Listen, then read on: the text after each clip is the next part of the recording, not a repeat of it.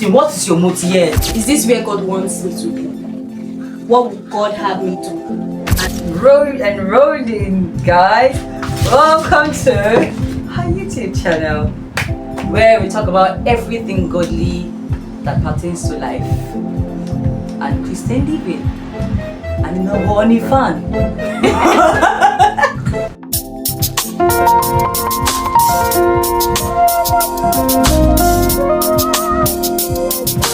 Hi guys! Whatever you want to do, because Whatever you do, right or wrong, people will still talk. this is such a free statement that at the same time it is also a trap. You know, we live in a society where right or wrong, there's always judgment and criticism lurking at every corner.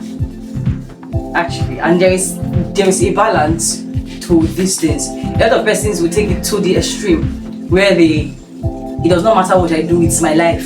But then there's still another side to the coin where it is not our life as believers, because our lives has been sold out to God. So But here's the liberating truth: your thoughts does not have to be controlled by the opinion of others.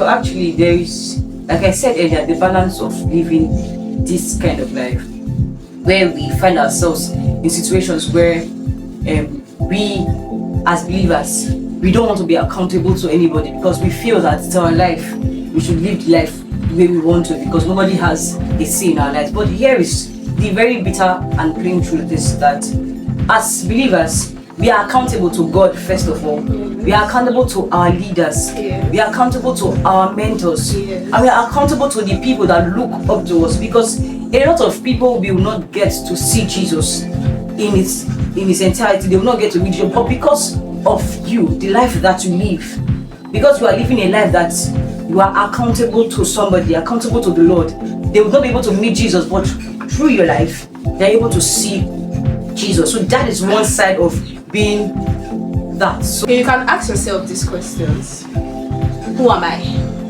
What does God want me to do? Is this where God wants me to be? What would God have me do? And am I serving to please myself, or am I serving to please others or my leaders, or my service should be unto God?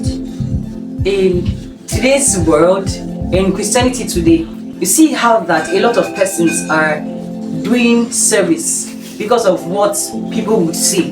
They are not doing service because they want to render an act to God. They are doing service because of the people around them, how the people around them would see them, how their leaders would see them, or how their co-members would see them. Yes. And then they don't put in effort when nobody is there. Yes. It's when people are there that they want to put in effort and be like, oh, I am serving the Lord. Oh, I am serving the Lord. But then what matters the most is your heart posture towards the work. Yes. Because if people are not there, would you still serve God The way you serve God. Him when people are there? So that is one thing that we have to set our hearts and see, is when we are serving the Lord, do we do it with so much energy when nobody is there? Yes, and it's so funny how a lot of people have fallen into this trap that they do what they do to seek validation. And Validation of people. the funny thing is that it could be as little as your own parents, to your leaders, and I feel like if people do it like subconsciously, they can say that I'm serving God, I'm doing this, I'm serving in this capacity for God.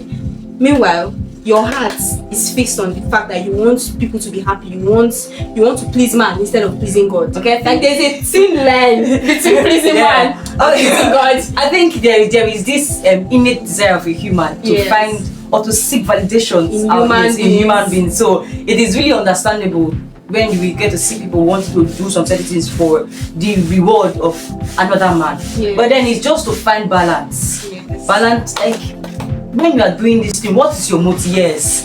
The most important thing is the motive of doing what you are doing. Why are you doing Is it? your heart posture tilted to the approval of man, Yes, or to God, because or of to the God? Lord that you are Yes. doing what you are doing. So Do you crave recognition, or you crave praise from human beings instead of the blessings that Comes is to attached to service? yes.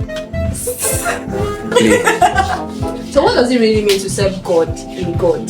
Okay, so serving God in God is just basically what it means. how that the Lord is your central focus. Yes. Like pleasing Him is the only thing that matters, That matters. at that point, Yes. and nothing else matters. Like let the Lord be the center, Central focus. yes, the center of your life. Everything you are doing in service, giving alms to people, Yes. like reaching out to people, should all be centered around the Lord. Yes. Because anything that is done outside of the Lord is idolatry. Yes.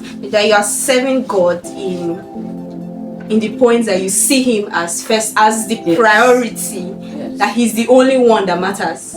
I'm not saying that you should not respect your leaders. What I'm saying is that God is the central focus. Before your leaders, there was God. There is God, and there will always remain God. Yes, in as much as we would want to please our Yeah. leaders, because definitely we would want to be on the good books, in the good books of our leaders. Yes. We should not do it at the detriment of the Lord. Should not be at the detriment of losing Yes, sight. of losing sight of Losing sight of the person that sent you. here of your Yes. Lord and your Master, Jesus.